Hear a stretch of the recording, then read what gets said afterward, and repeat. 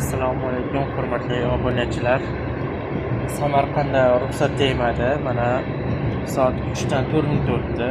Vokzalda bir reportaj qilmoqchi edim. Afsuski ruxsat ololmadim, lekin poyezdda ruxsat ololdim yo'lga olib ketishga. Sababi endi taqiqlangan ekan.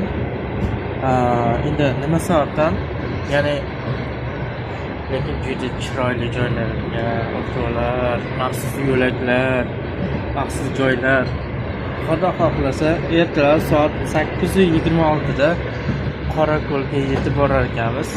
Kaminani kuzatishda davom eting. Xudo xohlasa sizlar uchun yangi dasturlar doirasida ish faoliyati boshlanadi. Ko'z ojiz dasturchi kanalni kuzatishda davom eting.